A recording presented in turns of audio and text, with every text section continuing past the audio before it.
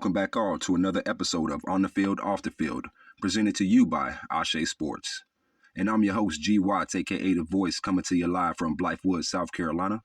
Very excited to have you and very excited to be here with you, and we do hope you enjoy the presentation. Before we get started, a little more insight into ASE Sports. We do specialize in consulting services for athletes, sports managers, and sports organizations to assist with understanding and evolving their overall processes and procedures to yield success in their respective sports segments. ASE Sports also looks to provide the most up-to-date information on our social platforms relating to both on-the-field and off-the-field activities that can assist with navigating the sports industry as well as the sports career. Feel free to use the links in the description box to check us out on our social platforms, including our primary website, as well as Instagram, Twitter, YouTube, and Facebook. And if you are using YouTube, make sure to hit the like and subscribe button if you do enjoy the presentation. Also, if you would like to see if ASE Sports can assist you, don't hesitate to send us a message, and we'll be happy to set up your free consultation. Moving right along, we focus in on the hometown Miami Dolphins, recapping the end of their 2023-2024 season. In Week 18, the season finale, the Miami Dolphins faced off against the Buffalo Bills as they looked to secure their first AFC East title since 2008, with the Bills winning the last 3 AFC East titles coming into the 2023-2024 season. The Miami Dolphins, who were plagued by a significant amount of injuries, fell short of winning the division as the Bills obtained the victory 21-14 and took home their 4th consecutive AFC East title. With that loss, the Miami Dolphins were now required to travel to Kansas City to face the persistent Chiefs in what was described as one of the coldest playoff games in NFL history. Now, we should make note that against the Bills, the Dolphins were without key players such as Xavier Howard, Raheem Mostert, Jalen Waddle, Bradley Chubb, and Jalen Phillips. Overall, the Dolphins had a total of 25 reported injuries going into the AFC title game. Unfortunately, the injuries to Bradley Chubb and Jalen Phillips were both season-ending injuries. And along with that, Xavier Howard was not available for the first-round wildcard game against the Kansas City Chiefs, and his absence was felt as Eli Apple struggled in coverage against the Chiefs receiving corps, as well as during the last 2 games against the Ravens and the Bills, which was tough to see. On the upside, Raheem Mostert and Jalen Waddle managed their injuries well enough and were available for the wildcard matchup in Kansas City. And while it was great to see them healthy and ready for competition, their impact was minimal throughout the matchup. And with a significant amount of injuries and possibly the freezing weather conditions, the Dolphins could not produce well enough, as even with the number 1 ranking offense, the Dolphins fell to the Chiefs 26-7, ending their playoff and Super Bowl aspirations for the 2023-2024 season. Now, from ASE Sports, we want to send our best wishes to all the Miami Dolphins, as well as any player throughout the sports industry who has suffered significant injuries this year, and we are wishing you a speedy and thorough recovery. And we still would like to congratulate the Miami Dolphins, as they did exceed many expectations from fans and critics and had much success individually, as well as an organization this past season. One of the most notable achievements include several players from the Dolphins earning Pro Bowl appearances this year, including Tua Tagovailoa, Raheem Mostert, Eric Ingold, Jalen Ramsey, Teron Armstead, and Tyreek Hill. So congratulations to those individuals in their Pro Bowl selections. Our hope now is that the Miami Dolphins organization use their experiences this year, both good and bad, to make the right offseason moves and bring the team back even stronger for the 2024-2025 season. And on another note, if you are a Dolphins fan and haven't heard, the popular motto, "Fins Up," which is mainly employed on social media platforms, will no longer be used by the organization as part of the team's promotions. It has been determined the phrase was already trademarked by Margaritaville Enterprises, which is a company of the late Jimmy Buffett. Hopefully they are working on finding another catchphrase for my hometown team, and until then, as always, it's Let's Go Fins. Now, let's take a quick review of the NFL's divisional rounds, as well as the AFC and NFC championship games. In the AFC divisional round, the Baltimore Ravens proved to be too much for the Houston Texans to handle, and the Ravens earned a spot in the AFC Conference Championship by defeating the Texans 34-10. On the flip side, the Kansas City Chiefs also earned a spot in the AFC Championship game after winning a close thriller against the Buffalo Bills by a final of 27-24. Last weekend, the Kansas City Chiefs matched up against the Baltimore Ravens and did a tremendous job of containing MVP candidate Lamar Jackson, holding the Ravens to just 3 second-half points. The Ravens defense played a substantial role by keeping the Chiefs scoreless in the second half, but it was not enough as the Chiefs managed the clock and tempo to close the game with a 17-10 victory and earning an astonishing 4th Super Bowl appearance in the last 5 years. In the NFC divisional rounds, the Green Bay Packers fell short against the San Francisco 49ers by a score of 24-21, and the Detroit Lions kept their momentum going by knocking off the Tampa Bay Buccaneers 31-23. In an NFC championship between the Lions and 49ers, the Lions got off to a fast start, going into halftime with a 24-7 lead over the 49ers, but the 49ers showed resilience and determination as they outscored the Lions 27-7 in the second half. With that, the 49ers ended the Lions' Cinderella season, coming out victorious with a final score of 34-31, while also earning their second Super Bowl appearance in the last 5 years as well. Now the stage has been set, and it will be the San Francisco 49ers versus the Kansas City Chiefs for Super Bowl 58 on February 11th. And if you are going to the Super Bowl in person, much respect to you as the prices of those tickets highly exceeds what I envisioned them to be. But we do hope you definitely enjoy it and have safe travels as well. All right, so now it's time for our first set of OTF poll questions for you. Starting with number 1. Do you believe the Miami Dolphins will be equally as good or better next season compared to how they finished in 2023-2024? Number 2. Next season is Tua Tagovailoa's last year of his current contract as the Dolphins picked up his 5th-year option. And with that, do you think Tua has earned a contract extension based on his overall performance during his tenure with Miami? And number 3, last but not least, who do you think will win Super Bowl 58? We would love to hear your feedback, so feel free to drop your answers in the comment section below or make your selections if you are tuned in via the Spotify platform as well.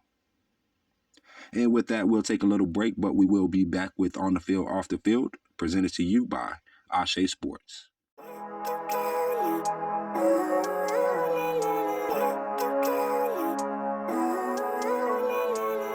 Living life, every day, late at night, not okay. All I want, and I pray, all I need are some better days. Fuck me, I'm looking in the mirror, so foggy, but I've never seen clearer. I don't really think anyone can save me, and honestly I'm not really sure I want saving. I like to be my own worst enemy. There's no risk if you don't try at anything, so I'ma just get buying everything. See you in the next life, have to be a better me. I don't think that my head's on straight, gotta flip it and grip it and go and get an x-ray.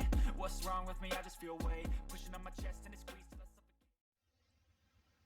Welcome back to On the Field, Off the Field, presented to you by ASE Sports. And I'm your host, G. Watts, a.k.a. The Voice, tuning back in with you. And in the next part of our episode, we bop to Piscataway, New Jersey, to view the Rutgers football team as Greg Schiano and the Scarlet Knights enter a promising, although challenging, offseason.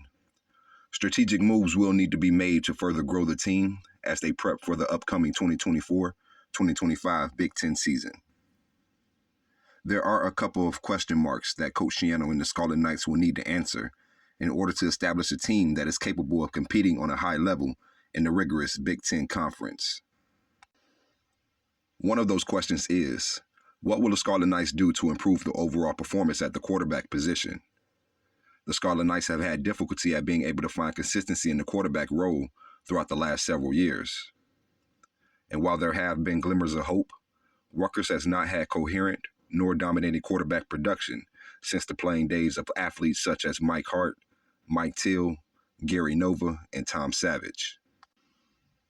An important fact to note is, although the Scarlet Knights managed to upend the Miami Hurricanes in last year's Bad Boy Morris Pinstripe Bowl, prior to that, the Rutgers football team did not have a bowl win, nor a winning season since 2014, which was roughly 9 years straight before breaking that streak in 2023. This can be aligned with the lack of a quarterback who is able to take control of the offense and perform on a level that can push Rutgers back into the national spotlight. The Scarlet Knights have not been nationally ranked since my sophomore year at the program, where we finished the 2006 season ranked number 12 in the AP's or Associated Polls top 25. Last season, the now junior quarterback Gavin Wimsatt won the bid as the Scarlet Knights starting quarterback after just the first game of the 2023 season. Wimsatt, who is a highly talented and sought-out recruit from Kentucky, has shown sparks of his playing capabilities throughout his time at Rutgers. Although the junior quarterback has struggled to find true consistency in the Kurt Schrocker run offense for the Scarlet Knights. Wimsatt finished the 2023 season with a QBR of only 55.1, completing just over 47% of his passes, throwing 9 touchdowns and 8 interceptions. For his overall career, Wimsatt has thrown 14 touchdowns against 17 interceptions as well.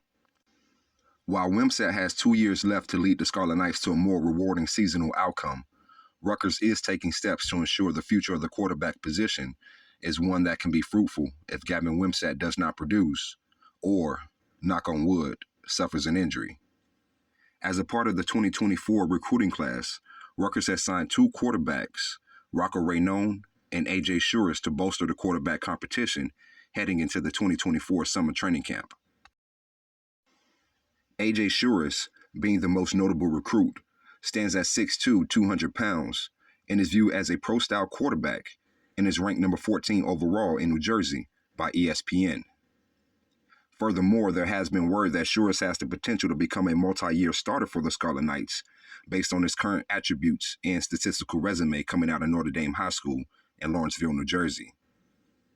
This leads us to our second set of OTF poll questions for this episode.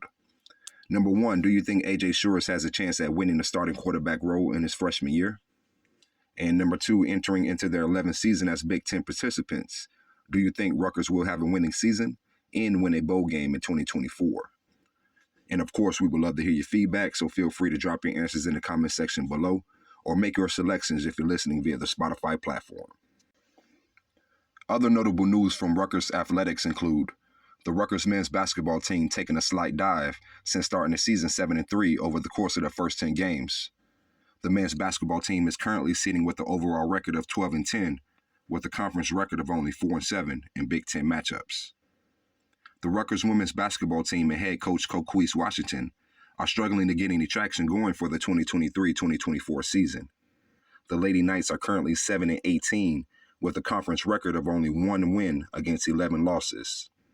The Lady Knights, who have not had a winning season since 2001, won their first conference game against the Nebraska Cornhuskers on February 3rd.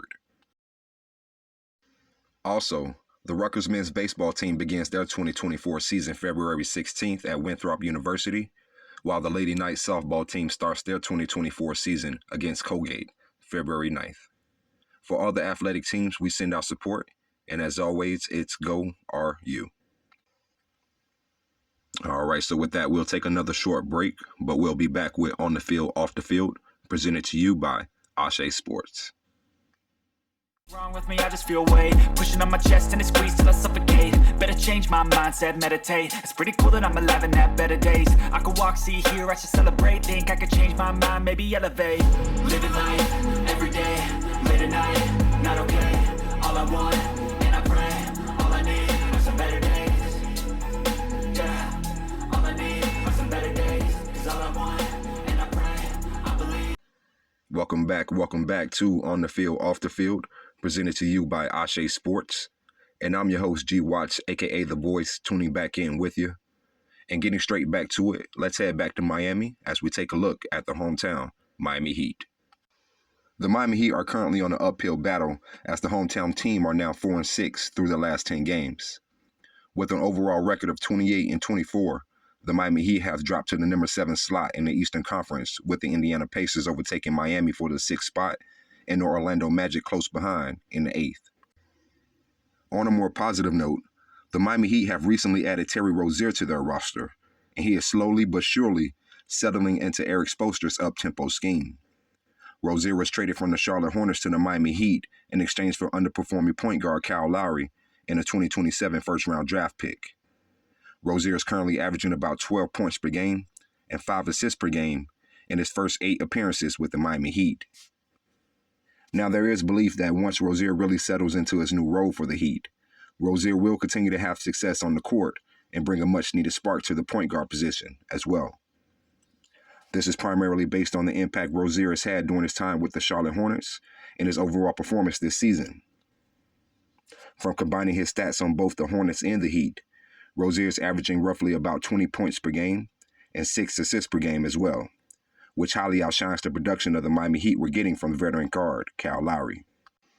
Lowry, who was set to earn roughly $28 million this year, was only averaging about 8 points per game, 4 assists per game, and was not meeting the team expectations, this shown when Lowry was benched in his last 2 games before being traded to the Charlotte Hornets. Leading up to the All-Star weekend, Miami does have a tough schedule to navigate, and the team will be tested by their upcoming opponents. That includes matchups against the Celtics, the 76ers, the Bucks, the Spurs, and the Pelicans, to name a few. This leads us to our next set of OTF poll questions. Do you think the Miami Heat, with its current roster, has a chance to win the Eastern Conference this year?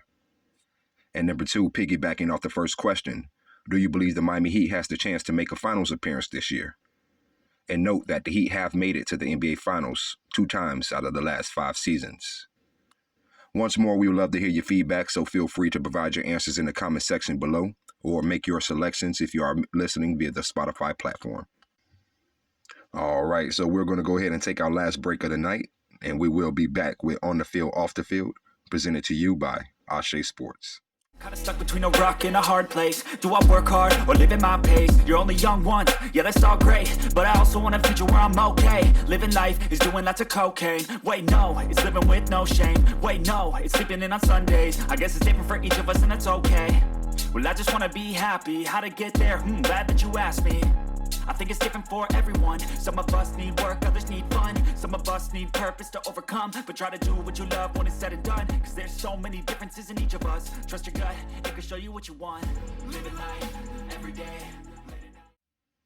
Welcome back all to On the Field, Off the Field, presented to you by ASE Sports. And I'm your host, G. Watts, a.k.a. The Voice, coming back in with you. And before we close out, we would like to introduce to you all the ASE Sports Student Athlete Initiative. And the Student Athlete Initiative highlights student athletes and their respective athletic teams who exhibit extraordinary performance on and off the field. And this is in an effort to promote continued success both academically as well as athletically. First, we have senior point guard TJ Bell of the Westwood Redhawks out of Blythewood, South Carolina. Bell leads the Redhawks in points per game and steals per game, averaging 18 and 3, respectively. Also from the Redhawks, senior Zion Brown and Mike Balkman are both team leaders in blocks per game, tied with 2 blocks per game for each athlete. And last but not least, junior point guard Larry Brown leads the Redhawks this season in three-point percentage, averaging 55% from behind the arc. Thanks to their efforts, the Westwood Redhawks are currently 19 and 2 with an 8 and 1 regional record. The Redhawks are also ranked number 5 in the state of South Carolina and 55th overall nationally. Next, we highlight Dickinson State University and Dickinson, North Dakota. The Blue Hawks saw 30 student athletes who earned top honors on last year's NAIA academic and athletic list. These student athletes were comprised of 21 football players, 7 cross-country runners, and 2 members of the women's volleyball team, making up a diverse group of honorees. To be eligible for the honors of the NAIA, student athletes must maintain a cumulative GPA of 3.5, maintain athletic eligibility, and must have spent at least 1 year at Dickinson State or their own respective college or university. Last but not least, we would like to honor the athletics program for the University of Wisconsin-Milwaukee.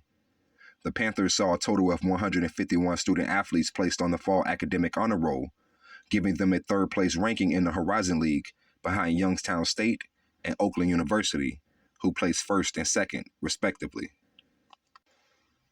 From the 151 honorees, the women's track and field / cross-country team honored 29 members, the women's soccer team added 26 members, and the men's track and field team added 22 members.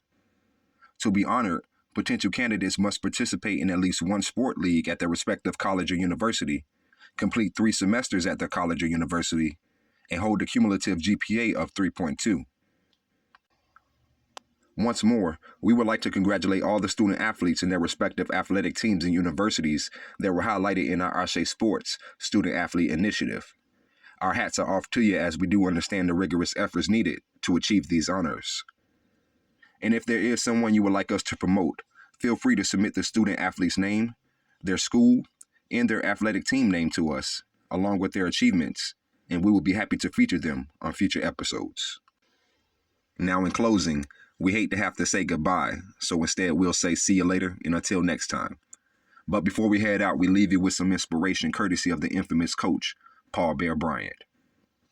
Coach Bryant stated, "It's not the will to win that matters. Everyone has that. It's the will to prepare to win that matters." And until next time, this has been another episode of On the Field, Off the Field, presented to you by ASE Sports. And remember, showing up shows you care, so be sure to show up for those who you care about whenever you can.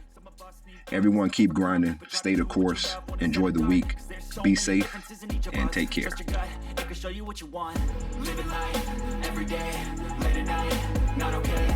All I want, and I pray, all I need are some better days. Yeah, all I need are some better days. Cause all I want, and I pray, I believe in the better days. Living life every day, late at night, not okay.